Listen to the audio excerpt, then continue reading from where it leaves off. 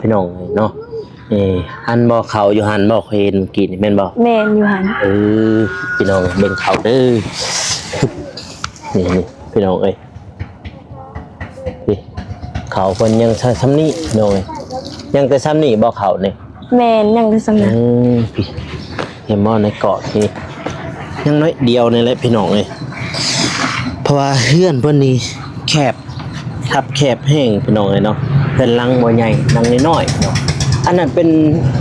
เครื่องผู้ใดเนาะคืออยู่ถึงเป็นเครื่องพ่อแม่บ่เลยเครื่องเจ้าเครื่องพ่อแม่บัดเครื่องน้องเนาะพี่เบิ่งเงินซานบ้านซองนี่ป้าตกขับแคบแห้งก็คือเพิ่นนอนอยู่ถึงนี่แหละพี่น้องอันนี้นี่พี่ป้าตกพี่แต่ว่าพ่อแม่นอนเบื้องนั้นเนาะโดยแต่ว่าพวกน้อง3คนนี่นอนเบื้องนี้บัดนี้ไอ้สิถามในชีวิตของน้องอยากได้หยังที่สุดอยากได้เฮือนอยากได้เฮือนแม่นโดยก็คือน้องเพิ่นเดืออยู่เฮือน10,000พี่น้องเนาะสิให้น้องเพิ่นพอได้ซื้อบัตรซื้อเบอร์พี่น้องเนาะเอาลบในเด้อพี่น้องเนาะน้องน้อยซื้อน้อยเนาะโดยอายุ15ปีพี่น้องทางบ่ครูเองก็บ่มีหยังให้เพิ่นพี่น้องนะก็ให้เงินเล็กๆน้อยๆนำพี่น้องเนาะบ่ได้น้องเพิ่นซื้อบัตรซื้อเบอร์ลิ้นอยู่แต่ว่าโทรศัพท์ลิ้นเพิ่นก็ลิ้นพี่น้องเนาะก่อนอื่นหมดกะครับสบายดีเด้อพ่อแม่พี่น้องเนาะบ่ว่าสิอยู่ภายในหรือว่าต่างประเทศก็ยินดีต้อนรับเข้าสู่ช่องเบาโกชนบทชาวปปลาวพี่น้องเนาะว้าโชมื้อนี้มาอยู่ที่บ้านจักรรมใหญ่เนาะพี่น้องเนาะเมืองท่าแตงแขวงเซกองพี่น้องเนาะก็มีเคสนึงเนาะที่ทางเบาเตียงเพิ่นได้ทายพี่น้องเนาะทางครอบครัวน้องน้อยเนาะพี่น้องเนาะแล้วก็ทิปจะกินยังแหละพี่น้องบ่าวโกก็ลืมพี่น้องเนาะแต่ว่าเพื่อนก็แคมทางเนาะพี่น้องเนาะที่ว่าเพิ่นก็ถูกยากแห้งพี่น้องเบิ่งเงินซานบ้านซองพี่น้องเนาะน่าจะได้หลายปีพี่น้องเนาะเพิ่นก็อยู่กับครอบครัวนี่แหละพี่น้องเนาะแล้วก็ได้มีทางบ่าวเตียงเพิ่นซื้อข้าวปุ้นหรือว่าขนมจีนมาให้นำพี่น้องเนาะแล้วก็ทางบ่าวโกสิเข้าไปถามอีกเติมนำพี่น้องเนาะเพราะว่าเมื่อกี้ก็ทางช่องบ่าวเตียงเราทายพี่น้องเนาะบัดนี้ก็ทางช่องบ่าวโกอีกพี่น้องเนาะบัดนี้พี่น้องพี่สบายดีเด้อทีมงานเด้อสบายดีพี่น้องพี่เสียงงัวแล้วโอ้ยพี่น้องนี่แหละเฮือนซ่านบัด2คนพี่น้องจบเบิ่งสิเบิ่งเฮือนก่อนพี่น้องอ้อมๆให้พ่อแม่พี่น้องเพิ่นได้เบิ่งนะพี่น้องเนาะพี่ป้าจบเฮือนเบิ่งเอาว่าน่าจะเป็นหลายปีแห้งพี่น้องนี่พี่อ้อมเลยโอ้โหหลังน้อยพี่น้องเนาะเฮือนเพิ่นหลังน้อยเฮือนกับขวดน้องน้อยเนาะพี่น้องเนาะอยู่ที่บ้านจักรรมใหญ่เมืองท่าแตงแขวงเสกองพี่น้องเนาะเดี๋ยวเข้าไปเฮือนพี่น้องเป้าประตูเบิ่งเอาของแท้โซปานยังพุ่นกันขโมยย่างดีพี่น้องเพื่อนคนนี้โซบัดนี้นี่แหละเพื่อนซาดบาทซองพี่น้องโซเห็นบ่เป็นเพื่อนที่ว่าซองสั้นเนาะพี่น้องเนาะคนอื่นก็สิรีวิวเพื่อนให้ทางพ่อแม่พี่น้องได้เบิ่งให้พี่น้องนะนี่ก็คือเป็นหม่องที่ว่าเตาไฟนึ่งข้าวนึ่งน้ำพี่น้องเนาะแต่ว่าอยู่กองล่างวันนี้เพิ่นเมียนเป็นเครื่องอุปกรณ์แน่พี่น้องภาษากระเบือแล้วก็เคียงแล้วก็มองแหงแต่กระโปะเพิ่นก็ปะอยู่กองล่างเลยพี่น้องเนาะเบิ่งนี่ทางบันไดขึ้นก็คือขึ้นมาเฮือนพี่น้องที่นอนโธ่พี่น้องพี่น่าจะหลายปีพี่น้องนี่พี่เขาน้ำตามป่า ปาจกปุ๊ปลักไฟเห็นบ่ปุ๊น่าจะหลายปีเลยพี่น้องเอ้ยปลักไฟนี่ปุ๊ฮึบมาบัดนี่ฮึบชัวมาหาที่นั่งก่อนอึบป่านี่ย้ำมานี่ก็ได้นี่ชิมอ้าวติดไม้นี่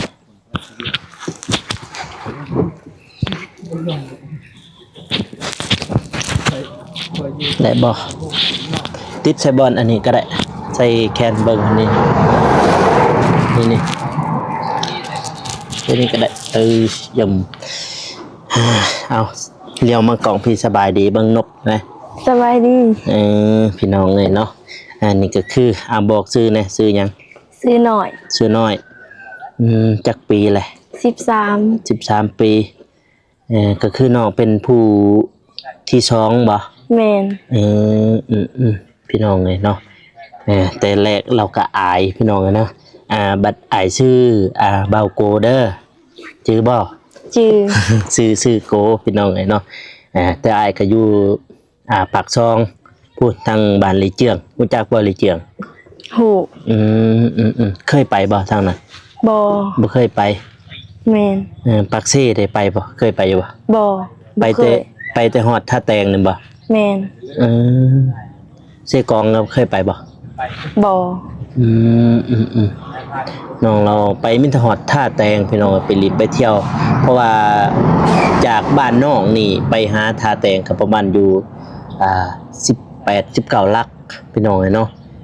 ประมาณนั้นพี่น้องเนาะมื้อนี้เคยกินอยู่ที่ขนมจีนนี่หรือว่าข้าวปุ้นนี่ เคย เคยอยู่พี่น้องเนาะบัดนี้ทั้งครอบครัวพ่อแม่เจ้าเฮ็ดอาชีพหยังแถวนี้ อาชีพส่วน สวน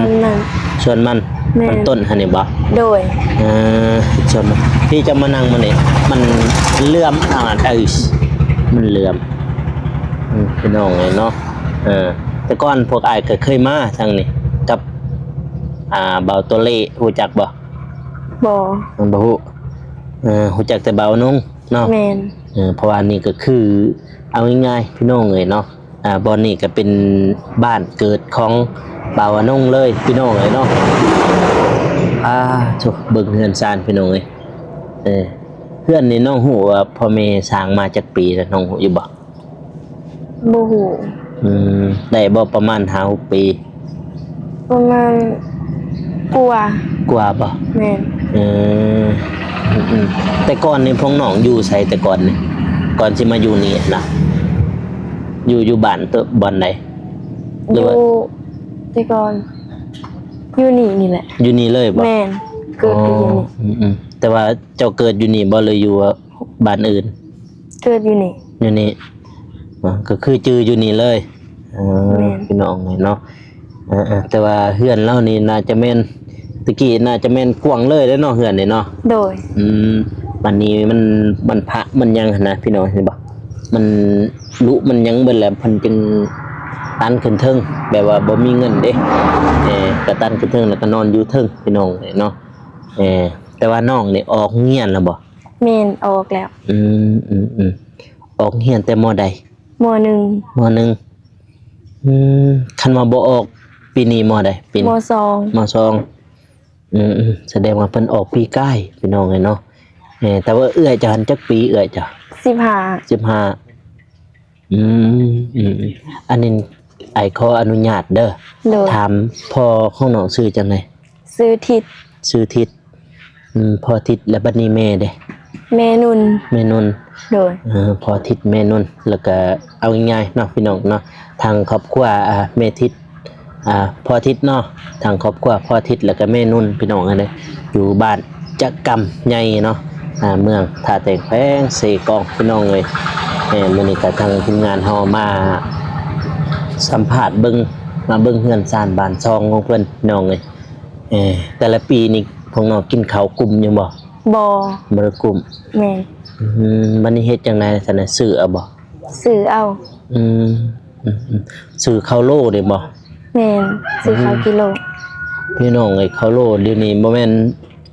จักสอบเท่าไรแล้วเดี๋ยวนี้น้องฮู้บ่สอบหนึ่ง 600,000 700,000 ปาชุบ600,000 700,000ถือเงินไทยอยู่ประมาณ1,000 กว่าบาทพี่น้องเนาะ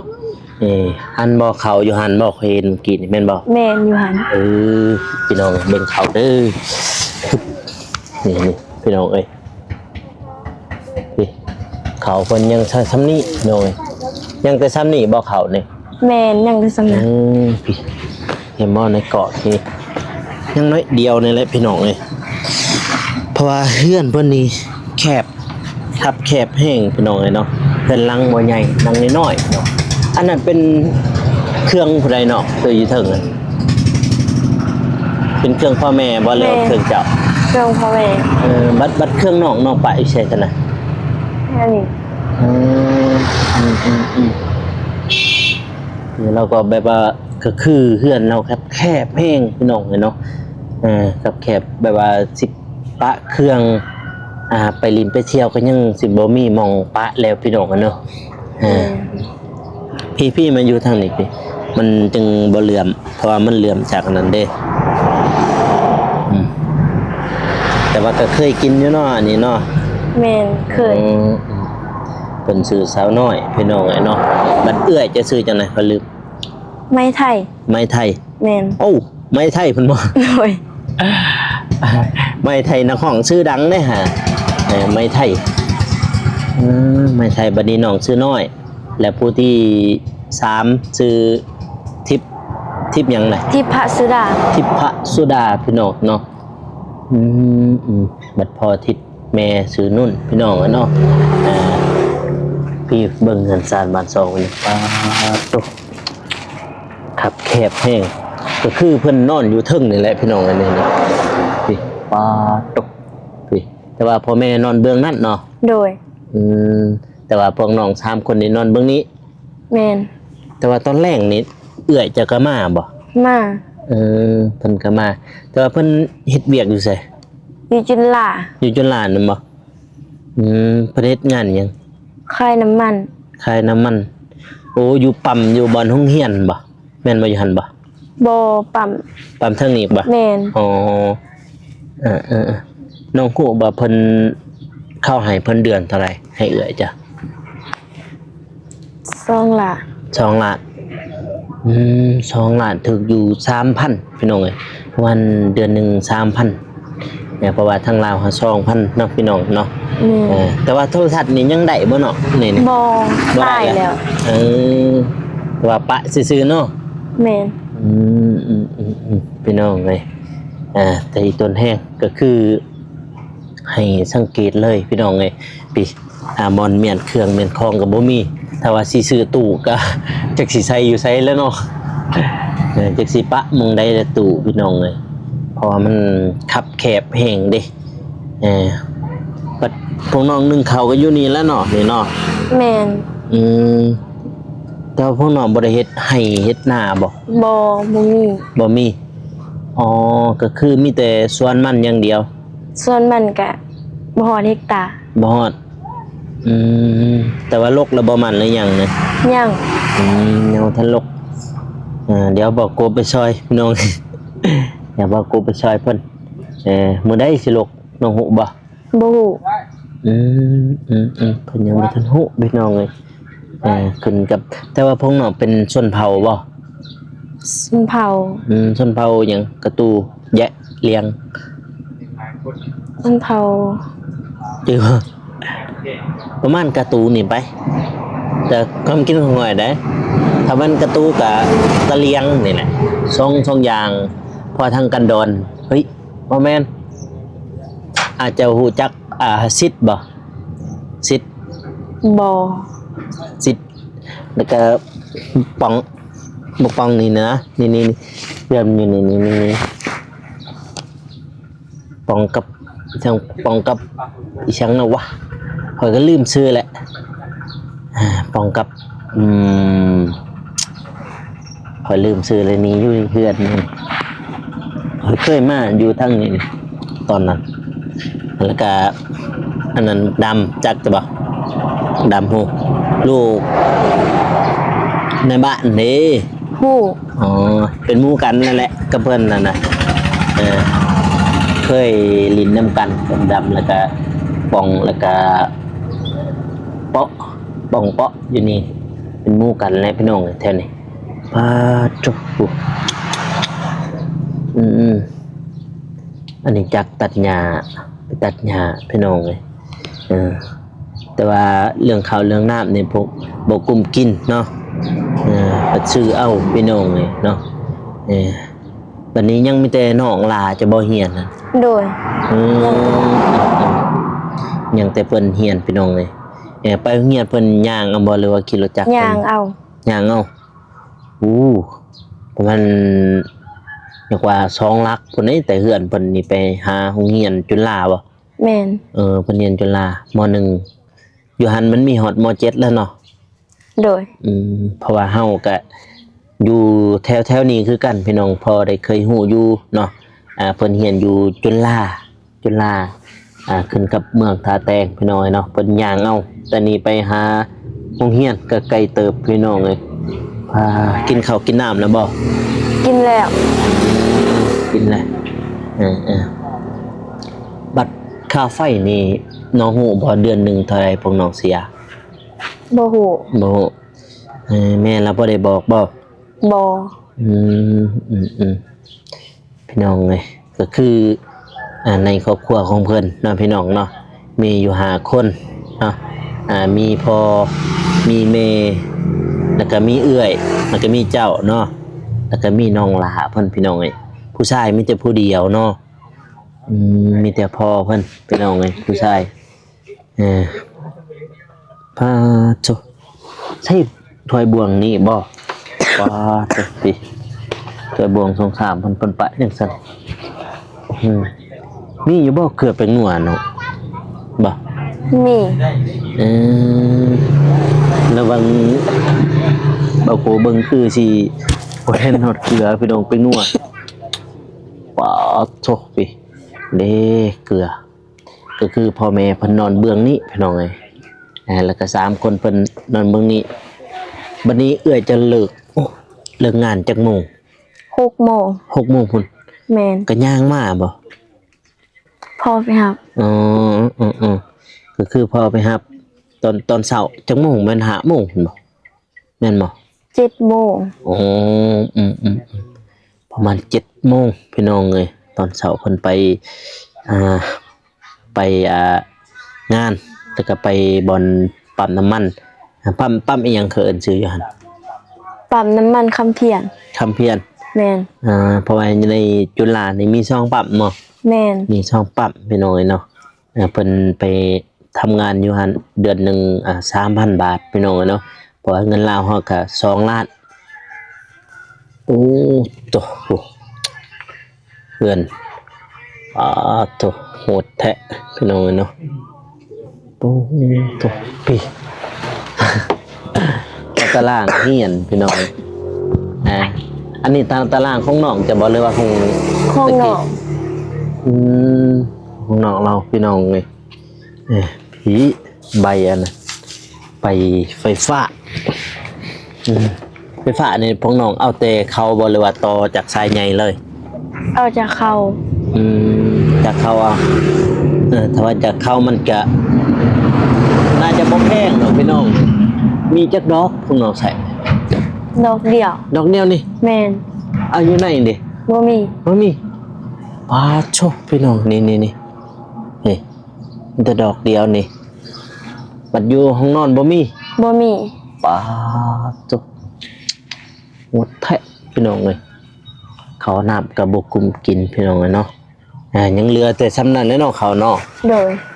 ยังเหลือแต่ในอยู่ในหมอนั่นแหละพี่น้องเลยไก่ต้นแห้งเพราะว่าเขาก็ บกุมกินก็คือผู้ที่รับจ้างลักๆในครอบครัวของน้องก็คือเอื้อยเนาะ โดย วันนี้น้องเคยเก็บกาแฟอยู่บ่ เคย อยู่บ่แต่ว่ากาแฟเบากูก็ยังบ่หลายพี่น้องเลยเนาะเพราะว่าแม่เราก็จากคือกันจากเก็บโล 3,000 4,000พี่น้องเนาะไปเก็บอยู่ที่สวนแต่ว่าอยู่สวนข่อยผู้ขึ้นผู้ขึ้นปีนผู้ขึ้นไปอีกเด้มันยากเนาะปอดโต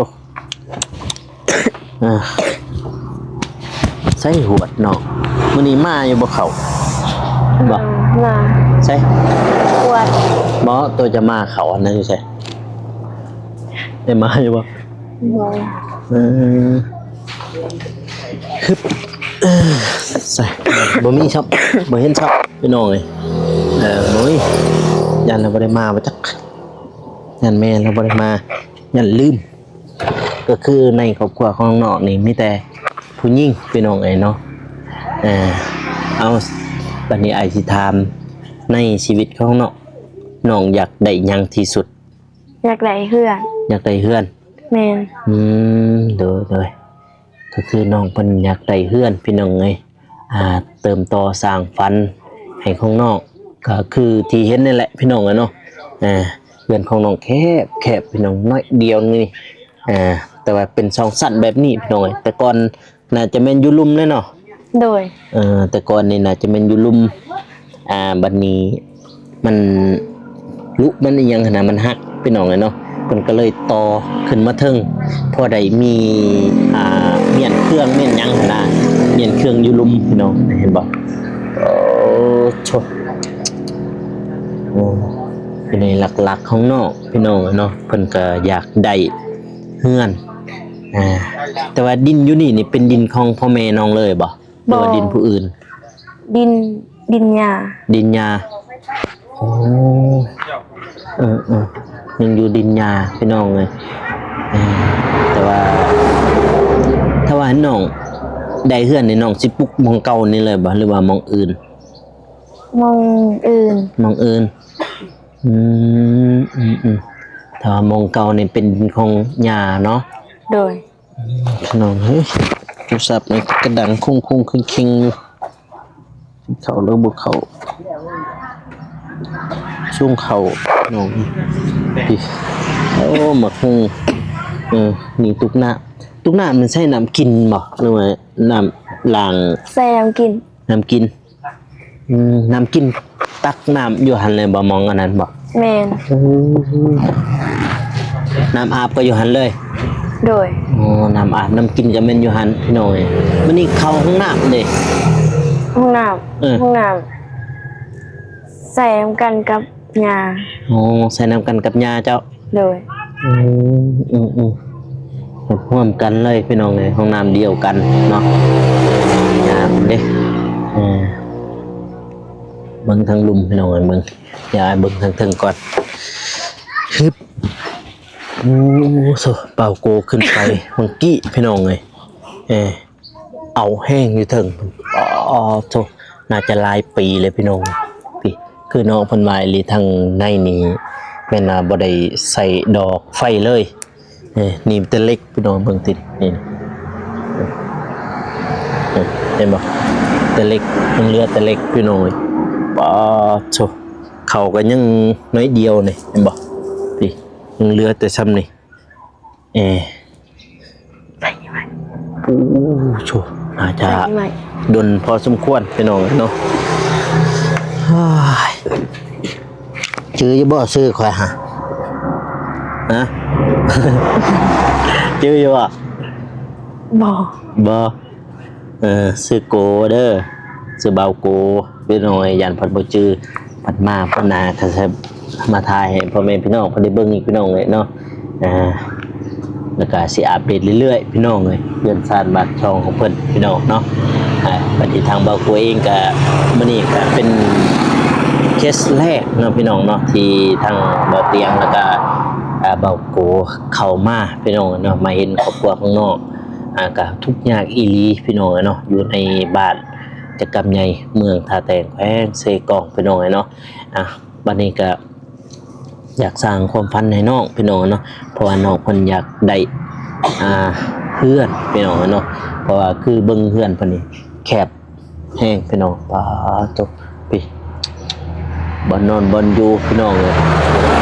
คือ3คนเพิ่นนอนอยู่นี้พ่อกับแม่นอนพังนี้พี่น้องเนาะ โอ้โหนี่ทางกันไดขึ้นอยู่กองล่างแม่นะเมียนเครื่องอุปกรณ์แน่พี่น้องไงเนาะที่ใส่เครื่องนุ่งห่มแม่นะพี่อยู่เทิงเพิ่นปะพี่น้องไงเนาะตัวบัดนี้ก็เบากูก็บ่มีหยังเด้อพี่น้องไงเนาะมันมีเงินหน่อยอยู่พี่น้องไงสิให้เพิ่นสิให้น้องเพิ่นก่อนปุ๊บ